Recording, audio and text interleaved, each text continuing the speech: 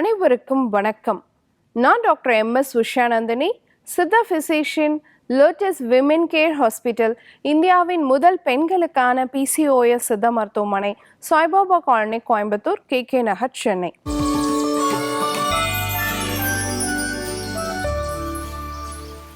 இனியவை இன்று நிகழ்ச்சியில தொடர்ந்து நம்ம பெண்கள் சார்ந்த பல ஆரோக்கிய குறிப்புகளை பார்த்துட்டே வரங்க.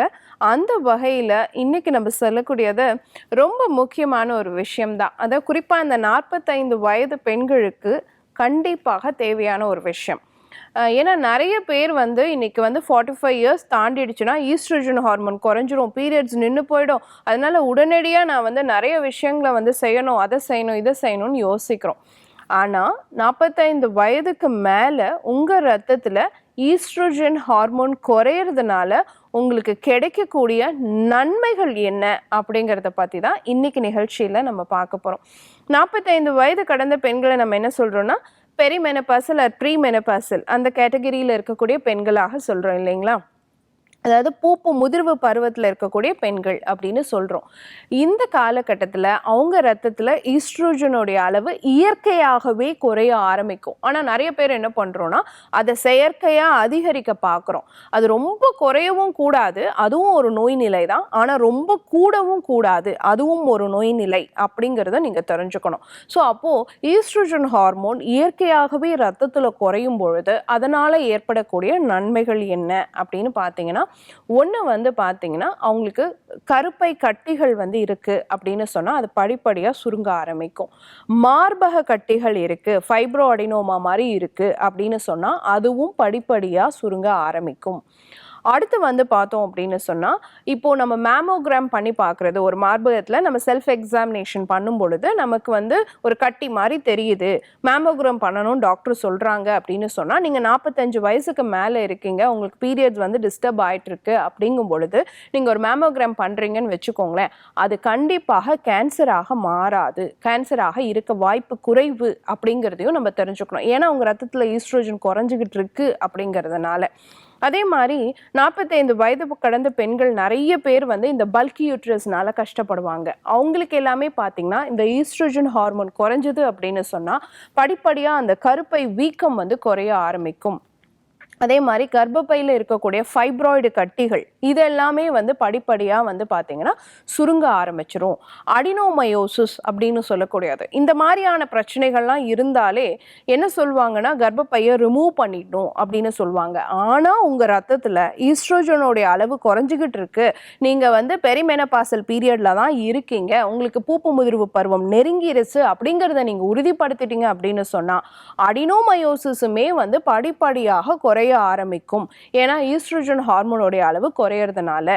அதே மாதிரி ஓவரீஸ்ல ஏதாவது சிஸ்ட் இருக்கு அப்படின்னு சொன்னாலும் ஈஸ்ட்ரோஜன் குறைஞ்சிருச்சு அப்படின்னு சொன்னா ஓவேரியன் சிஸ்ட் தன்னால குறைய ஆரம்பிக்கும்.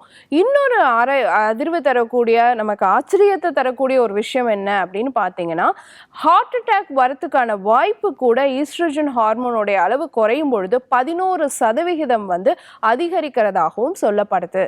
ஸோ இதுவும் நம்ம கேள்விப்படுற விஷயங்கள முக்கியமான ஒரு விஷயம்.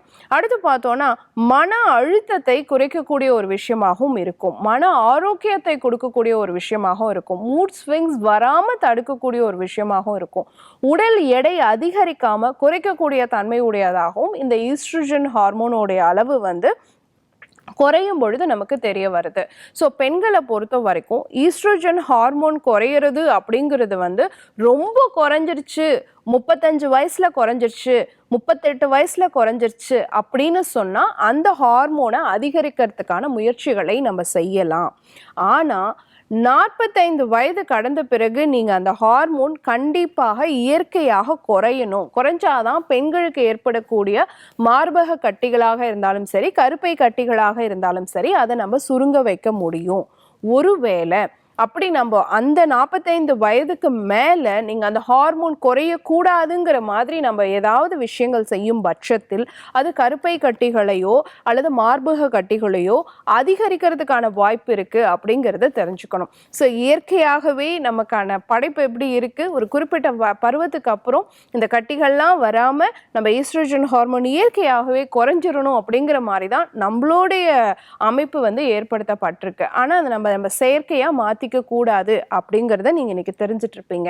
ஒருவேளை உங்களுக்கு ஈஸ்ட்ரோஜன் ஹார்மோன் அதிகமாக ரத்தத்தில் சுரக்குது, அந்த ஹார்மோனுடைய அளவு அதிகமாக இருக்குது அப்படிங்கும் பொழுது அதை குறைக்கிறதுக்கு நீங்கள் என்ன பண்ணலாம் அப்படின்னு சொன்னீங்கன்னா, வீட்டிலையே நீங்கள் ஒரு ஜூஸ் போட்டு எடுத்துக்கலாம். இது உங்கள் ஈஸ்ட்ரோஜன் ஹார்மோனை படிப்படியாக குறைக்கிறதுக்கு சப்போர்ட் பண்ணும்.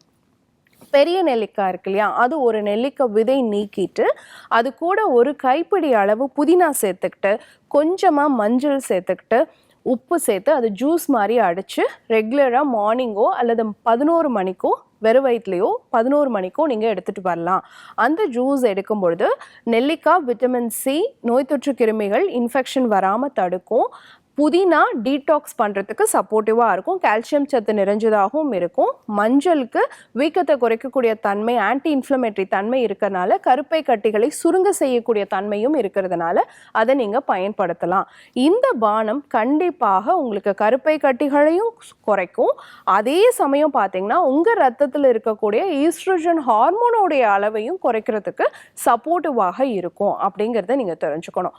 அடுத்து பார்த்தீங்கன்னா கடற்பாசி இருக்கு இல்லையா, அதை டெய்லியுமே காலையில் வெறும் வயிற்றில் ஒரு 5 கிராம் வீதம் எடுத்துகிட்டே வரலாம். அதுவுமே இந்த ஈஸ்ட்ரோஜன் அதிகமாக ரத்தத்தில் சுரக்குது அப்படின்னு சொன்னால் அதை கட்டுப்படுத்தக்கூடிய தன்மை உடையதாக இருக்குது.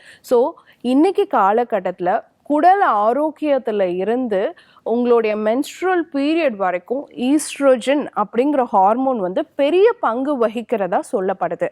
ஆனால் அது 40 வயதுக்கு கீழே இருக்கும் பொழுது அதனுடைய நன்மைகள் அதிகம்.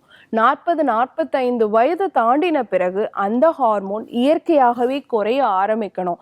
ஆனால் அதை நம்ம செயற்கையாக அதிகரித்தோம் அப்படின்னு சொன்னால் நம்ம உடலில் நிறைய பக்க விளைவுகள் உருவாகிறதுக்கு வாய்ப்பு இருக்குது. ஸோ ஈஸ்ட்ரோஜன் ஹார்மோன் குறையிறதுனால நன்மைகள் இருக்கா அப்படின்னு கேட்டிருந்தீங்கன்னா அதற்கான பதில் உங்களுக்கு இதிலிருந்து கிடைச்சிருக்கும்னு நான் நினைக்கிறேன். கண்டிப்பாக ஒவ்வொரு பெண்ணுக்குமே எந்தெந்த காலகட்டத்தில் எந்தெந்த ஹார்மோன் கூடுதலாக இருக்கணும் குறைவாக இருக்கணுங்கிறது இயற்கையாகவே நம்ம படைப்பிலேயே இருக்கு. அதை மாற்றி அமைக்க நம்ம முயற்சிக்க கூடாது. பயன்படுத்தி பாருங்க. இதே மாதிரி இன்னொரு ஆரோக்கிய குறிப்போட நான் உங்களை சந்திக்கிறேன். இயற்கையோடு இணைவோம், ஆரோக்கியமாக இருப்போம், ஆனந்தமாக வாழ்வோம். நன்றி, வணக்கம்.